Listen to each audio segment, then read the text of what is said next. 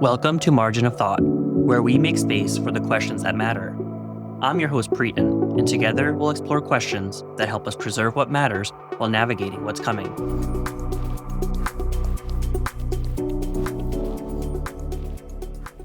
Today I'm joined by Brian Tash, a teacher with nearly 30 years of experience who's witnessed the complete transformation of education technology, from Scantrons to Google Classroom to AI. Brian brings a big picture perspective. He's seen enough technological shifts to know that each one promised to revolutionize education, and each one came with trade-offs. He advocates for using AI tools in the classroom, but not without careful consideration of what we might lose in the process: student engagement, attention spans, essential skills like deep reading and writing, and even empathy. Let's dive in. My name is Brian Tash. I've been teaching, this is going into year 30. I have experience in grades kinder through 8th. I've worked at the district office as a tech TOSA, technology integration specialist, done a lot of PDs through our school, taught 4th grade the last 8 years. Now I'm moving down to 3rd grade, experience with all different types of kids, working actually this summer with autistic program during our summer school, and then really diving into AI and technology the last, I'd say, year and a half, 2 years, exploring different platforms, seeing what works, what doesn't, working for some companies on the side, just kind of getting my feet wet. So before we talk about your teaching experience, I like to just ask folks what their earliest memory of an ed tech tool as a student was. So whether it be grade school, college, whatever your first experience that you can remember explicitly is. Technology, oh boy. I'd probably say Scantrons in college, like, the old school Scantrons with that they would run through and then you'd kind of get a little mark on them and then you'd know how you did. And then just the early integration with emailing professors and that sort of thing. Most of my classes at UCLA in late 90s, a little bit was on the computer, but most of it was all in books and paper. The Scantron is interesting. So tell me, when that transition first happened, did you have an emotional response to that of any sort? Like, were you excited because you were getting feedback sooner? Were you like, what was was it annoying because you had to like fill it out perfectly, and if the bubble wasn't like, I think the switch, and I know still some teachers still use it, which is crazy, but I think it's that immediate feedback piece, the ability to provide that instantaneous feedback that they need before they get too far, especially with essay writing, a little easier with multiple choice. But I still feel like even with like Google Form types of tests, that's yeah. kind of a Scantron. It's just taking it to another step. Okay, so let's talk a little bit about your first memory of using it as a teacher. So what was the first ed tech tool that you were excited to embrace, or maybe even forced to embrace in your classroom? I mean, things really picked up with just Google Classroom was kind of the beginnings 10, 15 years ago, I'd say. Our district really was a huge Google Classroom school district. So this was pre-COVID and pre-Canvas and all that. So everything was Google Classroom, learning how to use it, streamline how to make courses, that sort of thing. For me, it was a learning curve, but I'm a quick learner when it comes to technology. So it was definitely easier than some other people. I think the kids at first had to figure it out, but they were pretty advanced, that group coming up. This was at middle school. So it helped them to simplify things, having courses, different cards for different courses, and things like that. Being able to check their grades more instantly and know that all their assignments were there and that they can check them when they needed to was also helpful. Yeah, and what about parents? Did they generally respond in a certain way? Yeah, I think having that information at their fingertips helped alleviate a lot of issues down the line when it gets close to progress report and report card time. Our report card management system is Q, so they're always able to see what their grades are all the way from kinder up through high school. They have the same username, the same password, so the parents and the students always know that's the go-to spot to check your grades and where it's most accurate. I mean, it just sounds like a streamlined communication between both you and the students and like the classroom and the parents. Are there any ed tech tools that were system level, so like school level, like Google Classroom, that your school has or does currently use that you or the students or the parents weren't so fond of? Definitely Canvas. Canvas at the elementary level, I think, is too advanced.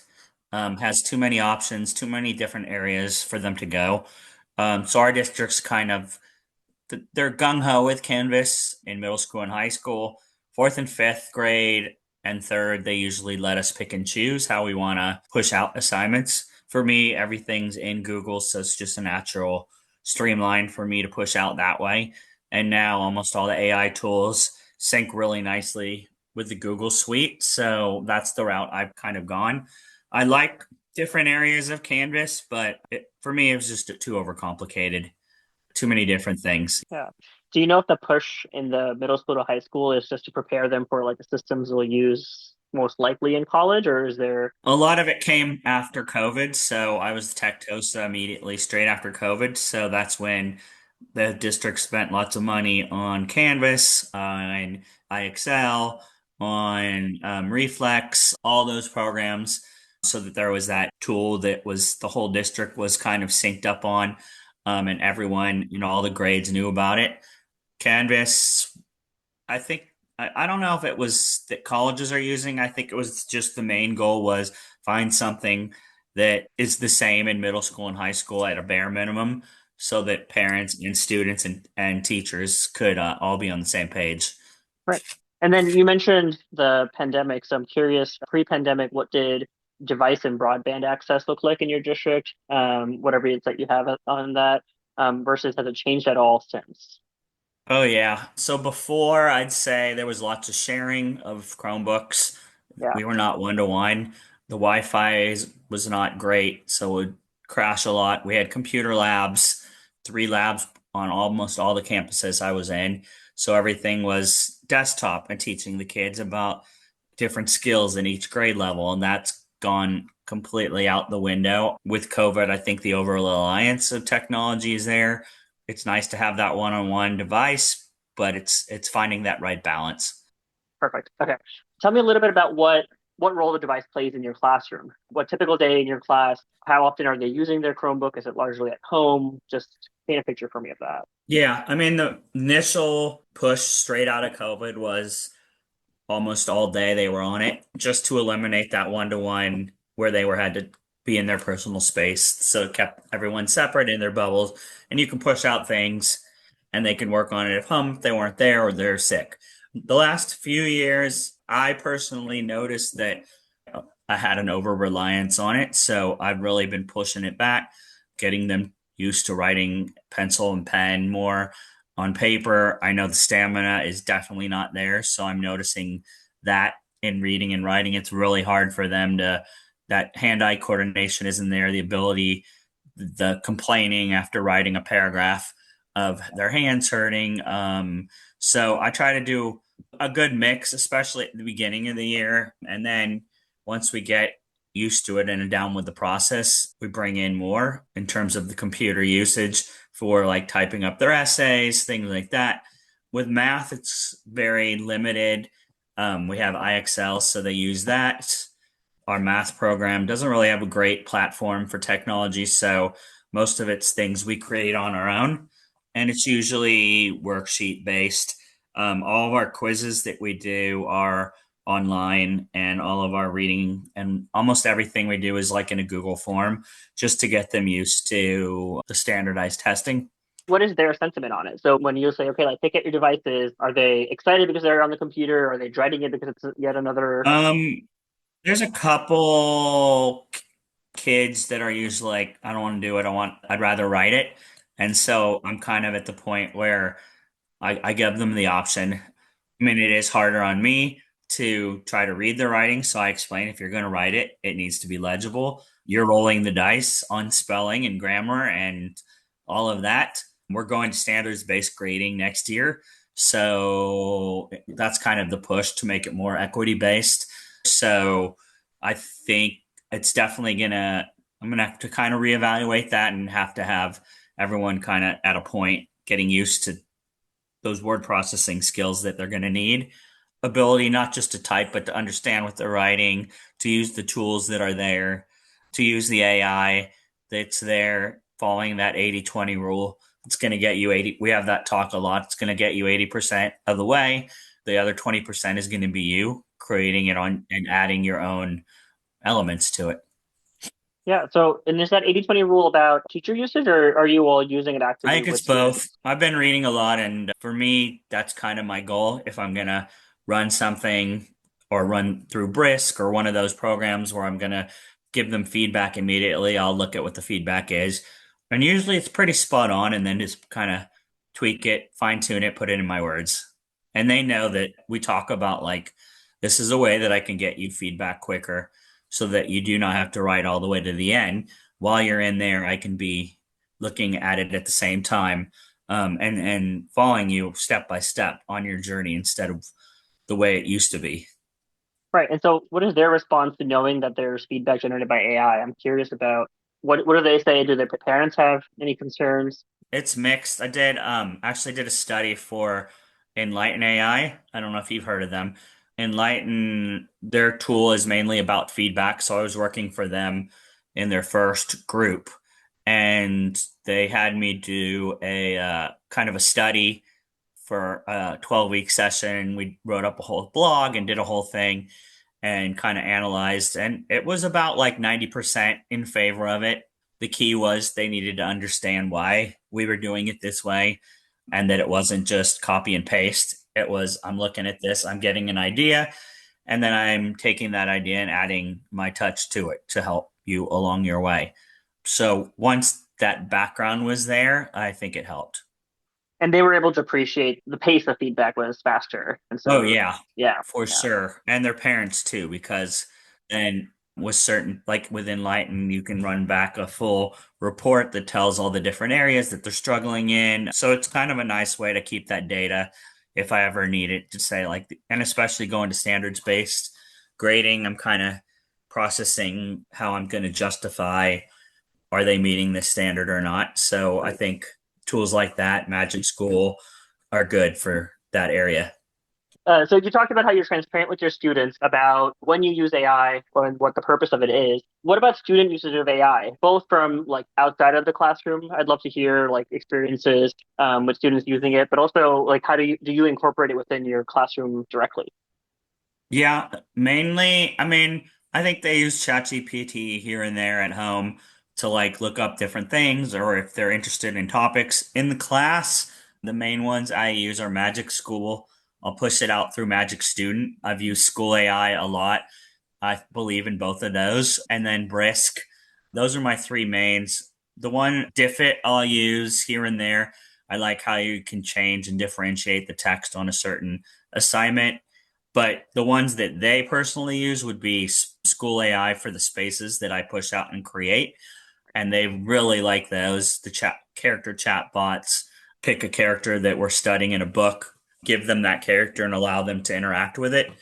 It really helps to clarify what we're reading. And I think it balances the playing field a lot because my sped kids, I can set the accessibility so that I show them how to use the text to speech. I can use the headphones so that they can listen to it being read to them. So all of those different tools are being built in to a lot of them, which is great. And those that want to go farther, and my gate kids, they can push farther and ask more questions, those higher level thinking questions. And the way that the kind of focus that I'm on now is prompting. So a lot of prompt engineering.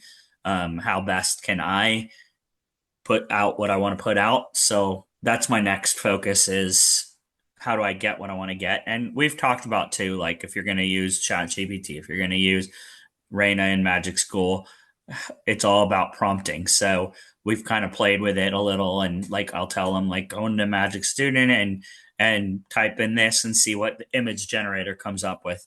And then okay, if you change the words here, if we add this, if we add that, now look what happens. So there's a lot of trying it out and Yeah. experimenting, especially in the lower grades, because I want them to become comfortable with it and it's something they're going to see.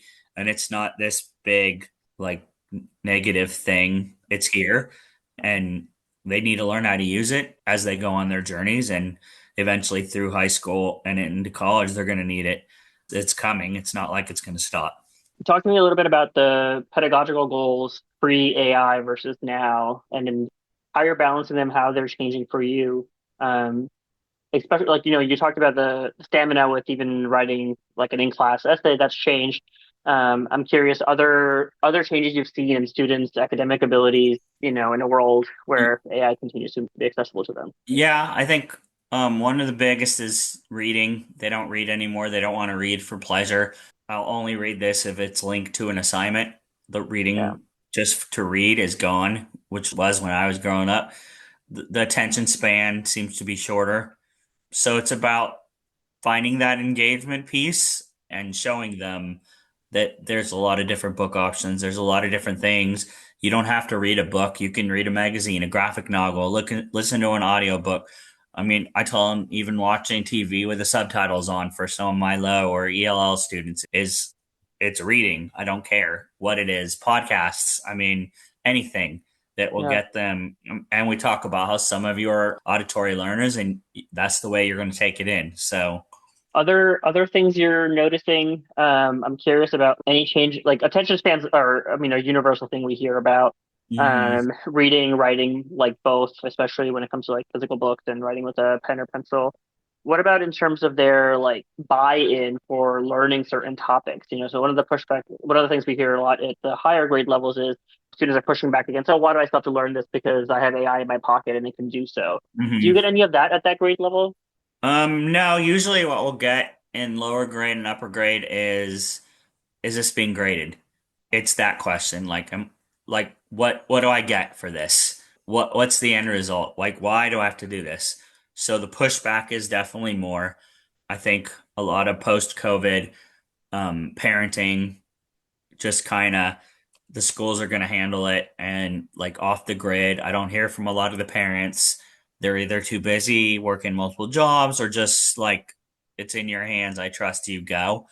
But it's definitely, I would say, the stamina across the board, being able to just kind of the respect as a whole.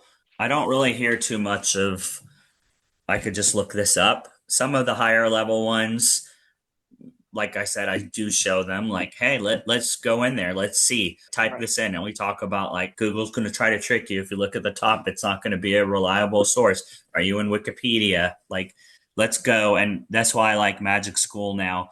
We'll start having it has citations. So Right. we can go in and say, oh, look, this is where they're getting this from. Yeah.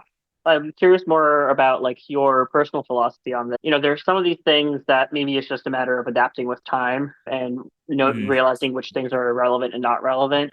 And some things might be concerning. I'm wondering what things fall into those two buckets for you. Like in the immediate or like coming. Both, I think. I mean, things you've seen already that might be concerning, or things you're starting to notice, or patterns you're worried about forming. Both, students independently or in your classroom. I'd say a big concern is the lack of empathy. A lot of Yeah. kids have a hard time sharing and understanding, like that listening skill is gone. Pushing through and doing hard things, I think, is a huge something that's just stopping them. I don't know what it is, but there isn't a lot of like, I know I can try this if I keep doing it. Like the growth mindset isn't there. I also worry in the next few years, there are not a lot of teachers going into the profession. So, class sizes might go up, the amount of standards and things being forced down throats to get things done. And it's all about testing, testing, testing. I think that's really hurting things. The days of school being fun, especially even in the lower grades where those are your core memories, are kind of going away. So I try to keep that there as much as I can. I want to make it fun, but yet we still are learning. Tell me a little bit about the standards-based grading transition. Are you excited for that? How does that jive with pedagogy as you think about it in the age of tech? Every grade K through Yeah. 2 does it. So third grade is getting it this year in the whole district, and then it'll go to fourth and the Okay. year after. So we're really looking at we redid the report cards, we are redoing the benchmarks, kind of rewriting all of the curriculum to map it out so that it matches the standards. Thinking about how we can be clear to the parents in terms of This is the new grading system. It's more equitable for sure, gets rid of the bias. There's no there's a lot less in between. There's a lot less you've got it or you don't, in particular categories. So I know the district has read and looked in studies, and this is the path that they want to go. Right. So I'm curious to see how it Yeah. launches this year. So you mentioned using a lot of different AI tools, or at least having tried a lot of different AI tools. How much of this is personal interest driven? How much of this is like your school is providing these tools, or there's committees? I'm just kind of curious where those tools come, like, Yeah, I mean, a lot of it was me searching out, being on Twitter and X yeah, now, being like I said, like stepping up, joining these ambassador programs that a lot of the big right, companies have, where they kind of bring in teachers, let you see the tools ahead of time, some of the new things, new features, and then they give you some swag. They're there to help you out along the way, and then they want us to go back and present it to our staffs. So really, I mean, it started probably post when I was tech toast, so right after COVID, learning about all these things started to drop, and then I just kind of got into them, learned about Brisk, Magic School, Enlighten, started working for them as their kind of social marketing type of thing, kind of posting, going on different Facebook pages. Really, I mean, it's a lot of just looking in social media, seeing what's new, and then yeah, trying it out. And then just kind of finding what works yeah, with what yeah. is my goal. And then thinking about what I can bring back to my staff and to the district. You're clearly thinking about engagement as one of the metrics for evaluating ed tech tools. What other metrics do you think you're either subconsciously or consciously evaluating when you decide whether or not a tool is I think it's mixed. I think I look at the students' response from it, and then I look on social media at how others are using it. I'm also about safety bias, and so I'll bounce it off other people. Is this a good site? What do you think of this? And going to conferences, going to Q conference in California. I know ITSE just happened, and just kind of reading about what the latest and newest things are. And I mean, really, it's just trying them. And that's one thing I'm not afraid to try them out, see what they do. I think there's an overabundance, yeah, definitely, yeah, of tools. Now it's about just kind of streamlining it. I eventually think most of them are yeah, going to go away by the wayside or get bought out by other right, companies, because they just yeah, can't compete. There's right, just too many. yeah, And they all kind of do the right. same thing. I know you mentioned you're a Google Classroom user. Did you get a chance to check out the new suite of tools they just released? Yeah, I saw it. It looks cool. I don't think, unfortunately, our district, because we don't Uh, buy it, so I won't have I don't think it's called enterprise, right? I don't think we're like the highest level school district wise since they only already bought Canvas. But I mean, for me, especially at third grade and fourth, it does what it needs to do. I know there's an AI element they're building into it, I'm kind of interested in seeing how that all right. streamlines because it'd be nice to have it all in one place instead of having now I'm going to go to Brisk. Now I'm going to go here. Right. Now I'm going to go here. So, Yeah. And I'm curious, I know mhm. again, like you talked about the importance of having that one login throughout many years and how that facilitates a lot of the convenience for parents. In the last few years, because there have been all these, like, one tool does this, one tool does that. Have you noticed Yeah, confusion from parents or students, or is everyone largely following along? What do you do to streamline that for folks? that's another huge Yeah. like piece. So if I'm looking at it and the ability to have that quick sign on without having to log in. So Magic School has that. Brisk, they sign in with their Yeah. Google account. Enlighten, unfortunately, our district won't allow. Diffit, I don't really need to push out to the students. So it's really like those ones. School AI works.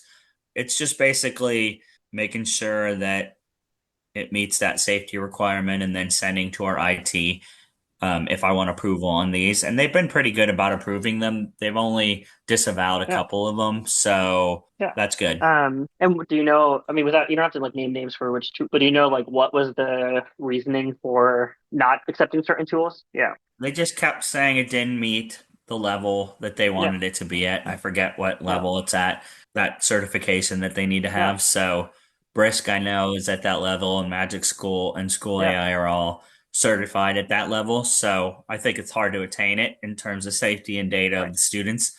So I'm thinking that's the Yeah. reasoning behind it. Parent wise, they've been pretty receptive, and they like having that easy access if Yeah. they need to. A few of them are linked through ClassLink, which is our link where all of Right. our links are. So it'd be nice if eventually it was pushed out, but it's hard to get them all Right. working together. I know we're a little bit past our time, so I want to make sure I respect whatever cutoff you have. But if there's anything else that you think would be useful in terms of things you're thinking about or concerned about or excited about when it comes to education technology, that would be great. No, I'm just excited to see where things go, and just the overall use of AI and the overabundance of technology. I'm hoping that it slows down a little, that people think about things a little bit more in terms of what they're there and not, and why they're using them, and the reasoning behind it, and become more mindful of the fact that they need to be able to write and get that stamina back, and to not give up doing those fun things that we all remembered from elementary school and middle school before technology was such a big thing. Yeah, I think at times technology feels like the end all be all of schooling right now, and it's nice to hear that there's some pushback and trying to make sure we Yep. preserve those human elements, but also the elements that build that stamina and provide that academic rigor. Yeah, and the personal Yeah, connection isn't there, and yeah, that's what they yeah, need. How to talk to each other, how to like problem yeah, solve, the four yeah. C's: collaboration, communication, all those. Right. And then, so do you think that the push to standards based is going to make that easier to focus on or harder to focus on? I'm just curious. I think it's going to Yeah, be easier because now I'm going to have more time. We're really focused on hit those standards, and if they've mastered them, then I know we can go to right, other places. And for me, you can back plan knowing that these are the standards. So a lot of the tools now I'll be able to key in exactly what standard I need to right, focus in. Give me this that goes with this, and then differentiate it to this, right. this, and this. So Yeah. I'd be curious to talk to you again in a year and see if so you're not going to see standards based for another two. Oh no, you're moving down to third grade, so you will see it this year, right? Yeah, third, yeah, yeah, so standards yeah. based this year. So yeah, I'm curious to see where Um, it goes, how I can tie right. AI to it. Yeah, yeah. Uh-huh. Super exciting. Okay, have a Yep. good one. Take Talk care. soon. Bye Thank bye. you. Bye. Brian emphasizes that technology is just one part of a much larger equation. His concerns about attention, empathy, and essential skills challenge us to think beyond efficiency and ask what kind of learning environment we're actually creating. Keep listening this season as we continue to explore the hard questions about technology, teaching, and what we want education to become. And pre-order my book for more on how to approach ethical concerns in education at ethicaledtech.org. Thanks for listening to Margin of Thought. If this episode gave you something to think about, subscribe, rate, and review us. Also, share it with someone who might be asking similar questions. You can find the show notes, transcripts, and my newsletter at preten.org. Until next time, keep making space for the questions that matter.